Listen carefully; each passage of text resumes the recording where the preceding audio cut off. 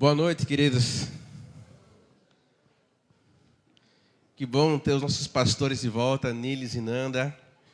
Muito bom ver o sorriso de vocês aqui novamente. Essa semana parece que foi longa, né? Semana longa. Glória a Deus. Obrigado, Sérgio. Essa semana lá em casa foi uma semana de muita luta e muita vitória também. Lá em casa praticamente todos adoeceram, mas pela graça de Deus estamos todos bem hoje. Estamos todos aqui, minha filha mais velha, minha esposa e minha bebezinha lá no Videirinha. E glória a Deus por isso. Eu quero convidar os amados a abrirem as suas Bíblias no primeiro livro de Reis, no capítulo 17. Nós vamos ler o verso 1 até o verso de número 16. Primeiro livro de Reis, capítulo 17. É um texto bastante conhecido. Você vai lembrar logo, assim que começarmos a ler, do que se trata. Eu vou ler na versão da NVT. Os amados podem acompanhar aí na tela.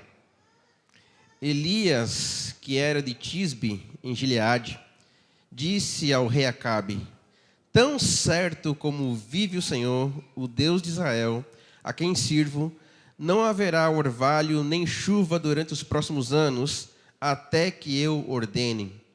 Então o Senhor disse a Elias: vá para o leste e esconda-se junto ao riacho de Querite, que fica a leste do rio Jordão. Beba água do riacho e coma o que os corvos lhe trouxerem, pois eu dei ordem para levarem alimento até você. Elias fez o que o Senhor ordenou e acampou junto ao riacho de Querite, a leste do Jordão. Os corvos lhe traziam pão e carne pela manhã e à tarde, e ele bebia água do riacho. Depois de algum tempo, porém, o riacho secou, pois não caía chuva em parte alguma da terra. Então o Senhor disse a Elias: vá morar em Sarepta, perto da cidade de Sidom. Dei ordem a uma viúva que mora ali para lhe dar alimento. Elias foi a Sarepta. Quando chegou ao portão da cidade, viu uma viúva apanhando gravetos e lhe perguntou: pode me dar um pouco de água para beber, por favor? Enquanto ela ia buscar a água, ele disse: traga também um pedaço de pão. Mas ela respondeu: tão certo como vive o Senhor, seu Deus, não tenho um pedaço sequer de pão em casa. Tenho apenas um punhado de farinha que restou numa vasilha e um pouco de azeite no fundo do jarro. Estava apanhando alguns gravetos para preparar esta última refeição e depois meu filho e eu morreremos. Elias, porém, disse: não tenha medo. Faça o que acabou de dizer, mas primeiro faça um pouco de pão para mim. Depois use o resto para preparar uma refeição para você e seu filho. Pois assim diz o Senhor Deus de Israel: sempre haverá farinha na vasilha e azeite no jarro, até o dia que o Senhor enviar chuva. Ela fez conforme Elias disse. Assim, Elias, a mulher e a família dela tiveram alimento para muitos dias.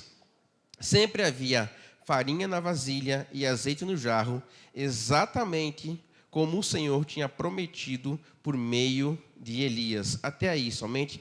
Feche seus olhos para uma breve oração. Obrigado, Senhor, por tua maravilhosa presença aqui neste lugar. Tu és a pessoa mais importante aqui, Jesus. Tudo o que queremos é agradar o teu coração e ouvir a tua voz nessa noite aqui. Por isso, Senhor, fale conosco, ministre a tua verdade sobre nós, limpe a nossa vida, limpe os nossos corações com teu sangue precioso, purifica-nos, Senhor. Te pedimos isso em nome de Jesus. Você já deve ter lembrado desse texto, com certeza já foi usado em algum ofertório ao longo desses anos aqui na comunidade, mas eu queria tentar trazer para você um pouco do contexto desse momento, um pouco do contexto do que estava acontecendo com o profeta Elias, aqui nesse capítulo 17. E para isso a gente precisa voltar um pouquinho no capítulo 16, para entender um pouquinho do contexto político dessa história. O rei que reinava nessa época aqui era o rei Acabe. O rei Acabe, ele foi considerado um dos piores reis de Israel. O rei Acabe era impressionante o nível da sua maldade. E o texto de 1 Reis, capítulo 16, o verso 29, verso 33, olha só, eu vou ler para você ver que tipo de rei é que estava reinando naquele momento em que o Senhor fala para Elias que não vai chover. Então ele dá todas essas ordens, mas olha só o que diz. Acabe, filho de Onre, começou a reinar em Israel no 38º ano do reinado de Asa, rei de Judá. Reinou em Samaria por 22 anos. Acabe, filho de Onre, fez o que era mal aos olhos do Senhor, pior que todos os reis antes dele. E como se não bastasse seguir o exemplo pecaminoso de Jeroboão, casou-se com Jezabel, filha de Etbaal, rei dos Sidônios, e começou a se prostrar diante de Baal e adorá-lo. Primeiro, Acabe construiu um templo e um altar para Baal em Samaria. Depois levantou um poste para a deusa Azerá. Fez mais coisas para provocar a ira do Senhor, Deus de Israel, que todos os reis de Israel antes dele. Então você vê que tipo de rei estava governando Israel naquela época. E Elias era um profeta que afrontava Acabe por causa do pecado que ele cometia, e também por Acabe ele incentivar o povo de Israel à idolatria, à prostituição. Então, um rei do povo de Deus, ele incentivava o povo a não adorar a Deus. E para piorar, ele casa com Jezabel. Tenho certeza que você já deve ter ouvido alguma piada sobre Jezabel. Ela era uma mulher terrível e ainda filha de um rei pagão. Ela, então, introduziu cada vez mais o pecado na vida de Acabe. Você vai lembrar de uma historinha muito malvada dessa mulher. Acabe queria comprar um terreno, uma vinha próximo ao palácio, mas tinha um dono. Então Acabe vai procurar esse dono, e o dono sim fala assim: olha, é uma herança de muito tempo, uma terra muito valiosa para mim, eu não quero vender. E eu não vou vender, não. Eu sei que o senhor é o rei, pode pagar o preço que for, mas eu não quero vender. E aí esse senhorzinho, ele fica com a terra. Acabe volta para casa injuriado, parecendo um menino birrento, sabe? Batendo o pé E aí chega para Jezabel, e Jezabel fala assim: o que foi que houve, meu homem? Não, eu queria comprar a terra ali, ele não quer vender. Ei, peraí, você é um homem ou um bosta? Assim mesmo, só que não nesse termo. Mas ela fala assim: você é um homem ou o quê? Peraí que eu vou resolver. Olha só, Jezabel, ela procura uns malandros da cidade, ela levanta uma falsa testemunha contra o dono da terra e traz esse rapaz a julgamento. Aí vem essas falsas testemunhas, acusam o dono da terra de ter pecado contra Deus, ter pecado contra o rei, e a sentença era a morte. E o rapaz foi morto, apedrejado, e o que aconteceu? A terra ficou de graça para o rei. E foi Jezabel que maquinou toda essa maldade. Graças a Deus que tem aquele versículo lá: aqui se faz, aqui se paga, né?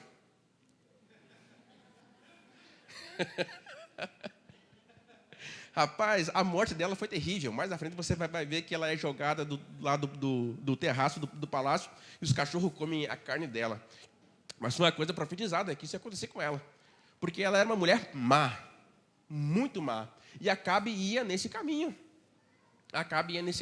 Então é esse contexto político que está acontecendo aqui, nesse exato momento que Deus manda, então, Elias falar: ó, não vai chover, diga aí que não vai chover. Diga aí, não vai chover, não vai ter nem orvalho, vai ter. E eu não sei por que tempo ainda. Eu vou decidir.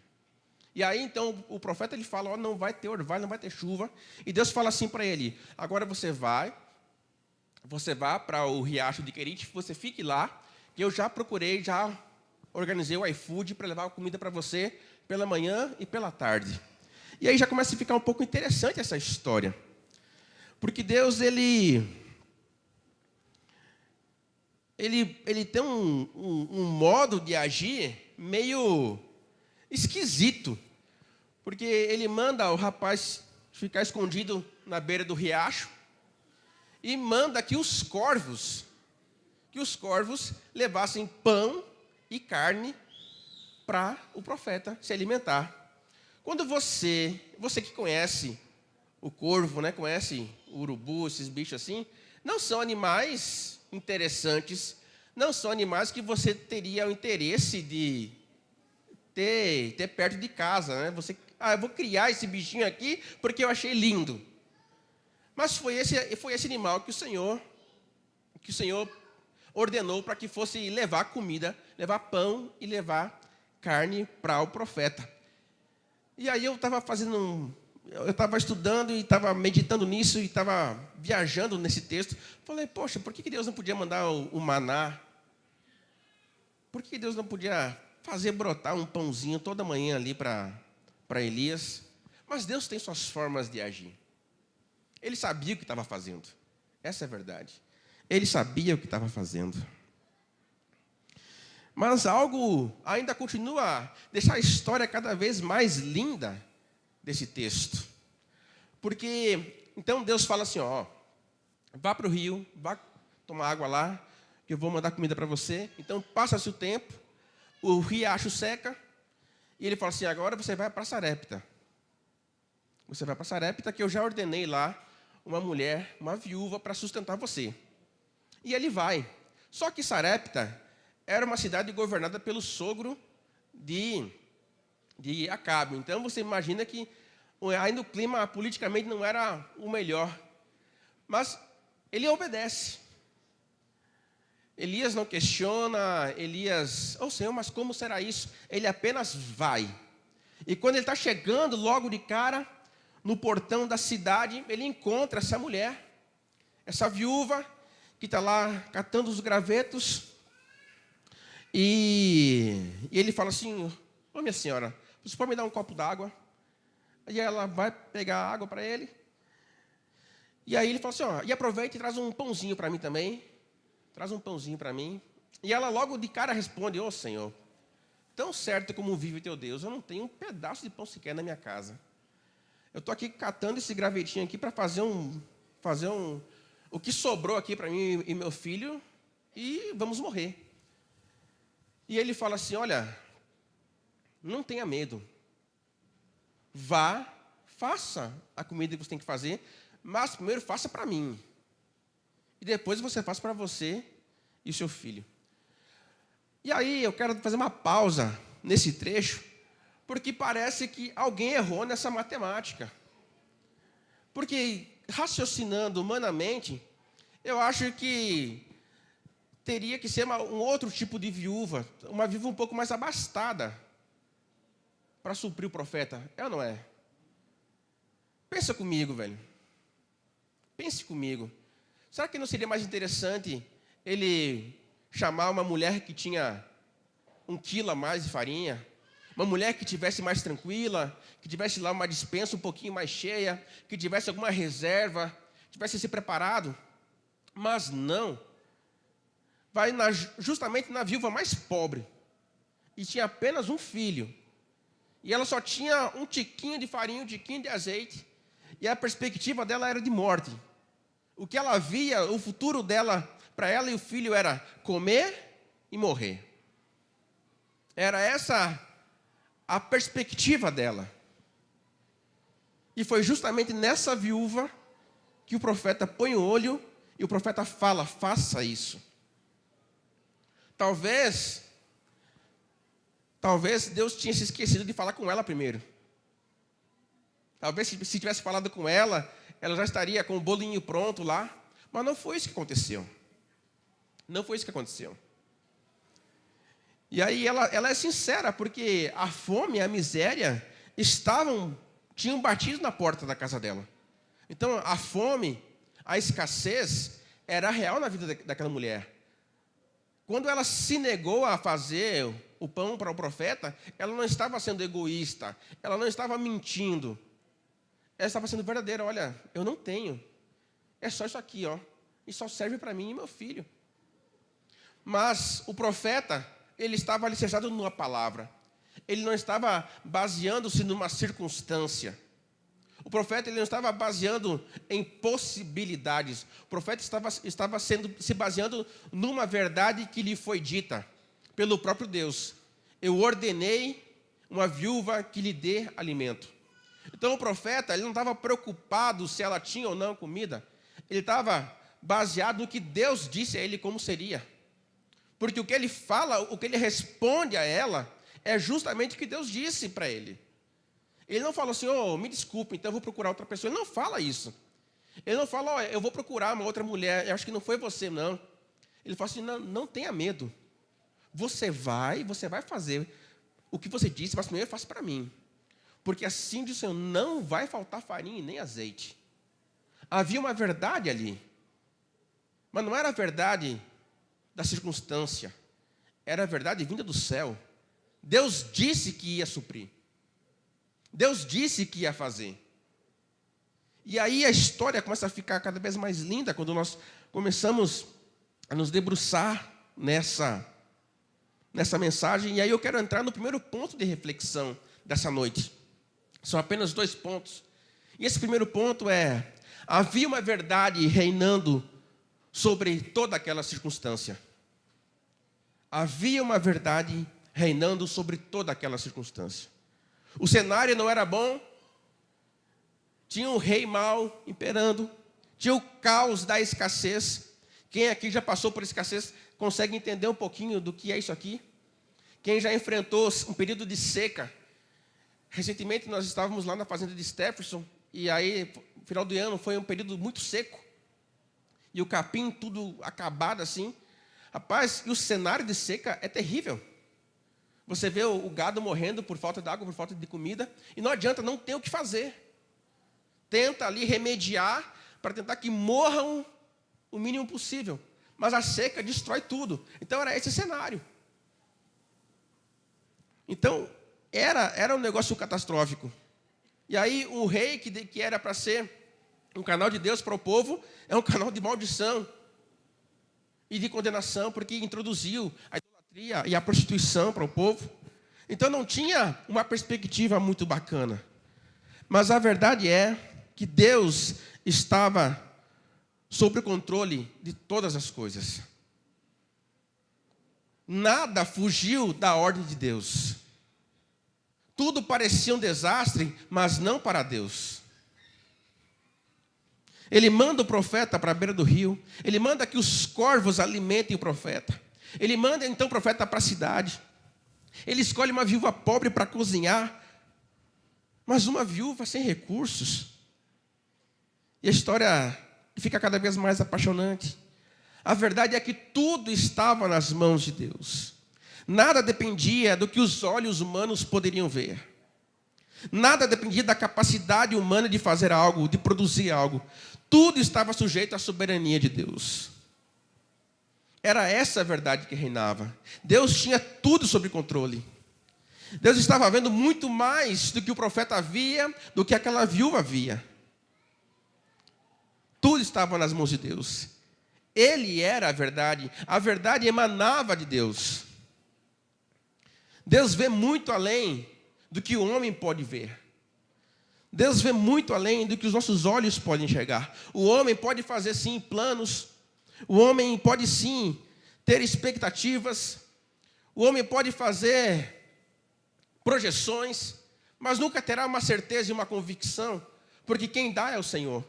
E se você acha que isso é balela, eu quero ler um texto para você. Lucas, capítulo 12, verso 16 e ao verso 20. Uma historinha muito lindinha, mas bem assustadora, que é um alerta para mim e para você. Diz assim: então lhes contou uma parábola. Um homem rico tinha uma propriedade fértil que produziu boas colheitas. Pensou consigo: o que devo fazer? Não tenho espaço para toda a minha colheita. Por fim, disse: já sei. Vou derrubar os celeiros, construir outros maiores. Assim terei espaço suficiente para todo o meu trigo e meus outros bens. Então direi a mim mesmo: amigo, você guardou o suficiente para muitos anos. Agora descanse, coma, beba e alegre-se. Mas Deus lhes disse: louco, você morrerá esta noite. E então quem ficará com o fruto do seu trabalho? O homem pode planejar, mas a certeza do resultado só quem dá é o Senhor. Você não sabe se vai estar vivo amanhã pela manhã. Pode ser que sim, pode ser que não. Mas quem sabe de toda a verdade até o fim é o Senhor. Você pode ver. O que você está vendo é verdade, mas não é tudo. Por exemplo, vou dar um exemplo para você entender o que eu estou falando. Você pode olhar aqui, você que está aqui sentado, aqui na nave, você pode falar assim, está todo mundo prestando atenção na mensagem. Está todo mundo aqui concentrado. Mas eu posso falar para você e garantir a você que lá no fundo tem gente dispersa, conversando, em pé. E você, não, Lucas, não, está todo mundo atento. Não, mas eu estou vendo as pessoas dispersas conversando. A minha visão é mais ampla que a sua. Você está vendo de lá para cá. Só que eu estou vendo todo esse ambiente. E é exatamente assim que Deus está vendo. É exatamente essa visão que Deus tem sobre essa circunstância. O profeta, a viúva, tinha uma visão limitada, baseado, principalmente a viúva, em recursos. Mas Deus estava vendo muito além. Deus estava vendo muito além, muito à frente. E é essa a verdade que impera sobre a vida de todos nós. Elias poderia ter questionado, mas ele simplesmente obedeceu porque ele creu naquela verdade que lhe foi dita. O profeta falou a verdade que estava em Deus. Deus promete e Deus cumpre. Aqui está a emuná de Deus. Ele cumpre o que ele promete. A sua promessa já é uma verdade. A sua promessa já é. Aquilo que ele declara que vai acontecer já é uma verdade. Você aceite ou não, você queira ou não, já é uma verdade aquilo que ele disse que fará. Pode ser que ainda não tenha acontecido, mas acontecerá. Essa é uma grande verdade. E o que me encanta aqui, e aí eu já quero entrar no segundo ponto dessa noite de reflexão, baseando-se e compreendendo que ele sabe todas as coisas, que ele tem o controle sobre todas as coisas, que a verdade que governa está sobre ele. Eu quero entrar no segundo ponto da nossa reflexão, que Deus vê a condição da humanidade. Deus vê a condição em que eu e você, sim, nos encontramos hoje. E aí eu quero fazer aqui um contraponto do primeiro ponto, da introdução. Quem determinou todas as coisas foi o Senhor. Foi Ele que deu a ordem para Elias ir falar a Acabe, olha, não vai chover, não vai ter orvalho por 3 anos e meio. Quando você vê o capítulo 18, você vê o profeta sendo específico com o rei. Foi Deus que deu essa ordem a Elias. Foi Deus que disse para Elias, você vai para o riacho. Foi Deus que disse ao corvo, você vai levar comida e a melhor carne, só quero picanha e pão italiano para Elias. Corvo, você se vire aí como tu vai fazer, mas eu só quero a melhor carne e o melhor pão para Elias. Foi Deus que ordenou que Elias fosse para Sarepta. Foi Deus que disse para Elias, olha, você vai chegar lá e eu já tenho uma viúva que vai sustentar você. Foi Deus. E olha que negócio interessante. Eu falei anteriormente na introdução, poxa, pegou uma viúva pobre para sustentar. Mas Deus se importou com aquela mulher. Olha que preciosidade isso. De se importou em sustentar aquela mulher porque a perspectiva dela era de morte. Ela tinha um tiquinho de farinha, ela tinha um tiquinho de azeite, estava acabando. E Deus escolhe ela para que não acabe a comida dela. Você consegue entender? Você consegue ver o que eu estou vendo? Talvez, se Deus tivesse escolhido uma viúva rica, aquela pobre morreria. Mas Deus não tinha determinado que ela morreria daquela maneira. Deus não tinha planejado que ela morresse assim.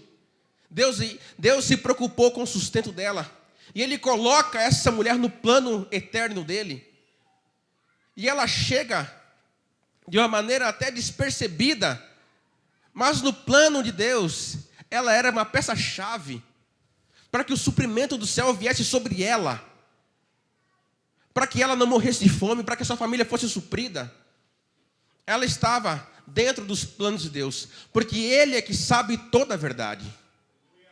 Nada passa despercebido aos olhos dEle. A nossa condição humana está exposta diante de Deus. Deus viu o caos que virou a humanidade quando o pecado entrou. Deus viu a desgraça que virou o ser humano por conta do pecado. O texto de Romanos fala assim: todos pecaram e carecem da glória de Deus. O homem está caído. E Deus, sabendo de toda a verdade, Deus sabendo da origem da queda, Deus sabendo a causa da queda, Ele não é pego de surpresa. Ele envia a salvação. Ele envia a redenção. Parte dele não foi do homem que teve lá uma ideia eureka. Nós precisamos nos reconectar com Deus. Nós precisamos nos reconciliar com Deus. Não foi assim. Foi o próprio Deus que proveu o caminho da reconciliação. Foi o próprio Deus que traçou de volta, que apontou o caminho para a redenção da humanidade. Não foi o homem que foi tateando e encontrou, não. Foi Deus que enviou. Foi Deus que enviou a salvação, foi Deus que enviou a cura, por meio de Jesus Cristo.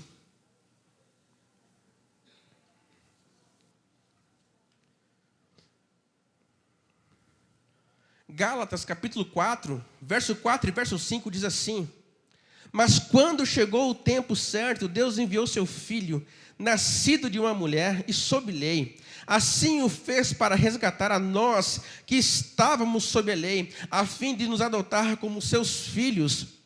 Efésios 2, eu vou ler do verso 3 em diante, diz assim: todos nós vivíamos desse modo, seguindo os desejos ardentes e as inclinações da nossa natureza humana. Éramos, por natureza, merecedores da ira, como os demais. Verso 4, mas Deus é tão rico em misericórdia e nos amou tanto, que embora estivéssemos mortos por causa dos nossos pecados, Ele nos deu vida juntamente com Cristo. É pela graça que vocês são salvos, pois Ele nos ressuscitou com Cristo e nos fez assentar com Ele nos domínios celestiais, porque agora estamos em Cristo Jesus. Deus sabia da condição humana e sabia que nessa condição de caídos, jamais teríamos condições de nos achegar a Ele. Então Ele toma a iniciativa e manda seu Filho, como diz o texto. Mas chegado o tempo certo, Ele envia Jesus para que nós nos tornássemos filhos de Deus, adotados por meio de Jesus Cristo, que nos desse vida. Nós estávamos mortos. E é verdade, queridos, que muitos não enxergam essa desgraça chamada pecado. Não enxergam porque ainda não tiveram o encontro com a verdade chamada Jesus. Ainda não conseguem ver a dimensão de destruição que o pecado causa, porque ainda não encontraram a luz chamada Jesus.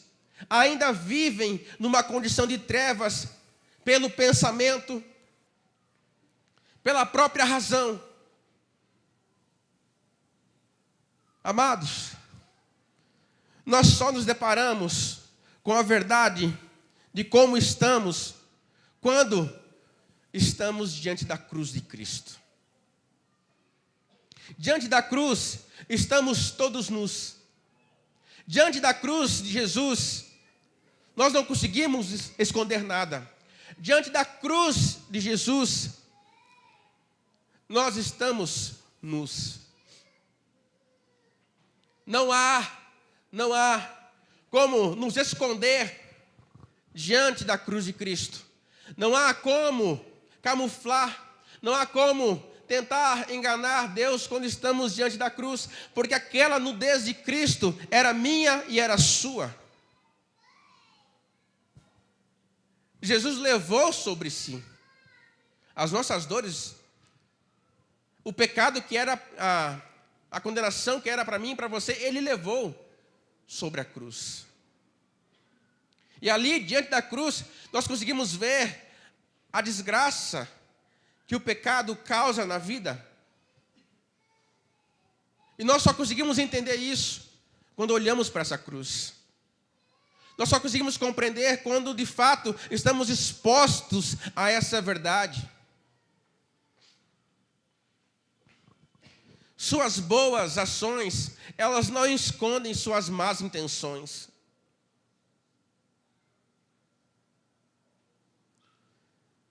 Seu choro falso não esconde a sua falta de arrependimento. Sua boa eloquência não esconde, não oculta a sua hipocrisia. A sua mansidão em público, ela não esconde a sua brutalidade e sua estupidez no seu lar. Todos estamos expostos diante de Deus. Ele sabe toda a verdade sobre mim e sobre você. Quando nós olhamos o Salmo 139, escrito de uma forma tão poética, uma forma tão linda por Davi, se eu desço lá embaixo, lá no fundo do mar, eu tento me esconder, lá tu estás. Eu ainda era uma substância, ainda sem forma, no ventre da minha mãe, e você já tinha os meus dias já escritos. Ainda a palavra nem me chegou à boca e tu já sabes. Jesus sabe quem você é. Jesus sabe exatamente como está o seu coração hoje aqui nessa noite. Jesus sabe exatamente o seu estado emocional. Jesus sabe exatamente quais são as preocupações que estão pairando a sua mente agora. Ele sabe de toda a verdade. E ele, sabendo de toda a verdade, o olhar dele para você não é um olhar de condenação. É um olhar de amor. É um olhar de acolhimento. O olhar de Jesus para você hoje não é um olhar com uma planilha, querendo saber se você fez certo ou fez errado, querendo saber se você tem mais pontos positivos ou negativos. Ele olha para você com amor. A verdade fala com você hoje. E eu espero que você receba isso da parte de Deus. Hoje é dia de você se achegar diante da cruz de Jesus. Hoje é dia de você arrepender-se dos seus caminhos tortos e andar pelo caminho que Ele tem preparado, um caminho de verdade, um caminho de vida, um caminho de luz, um caminho de santidade, um caminho que te leva para Deus.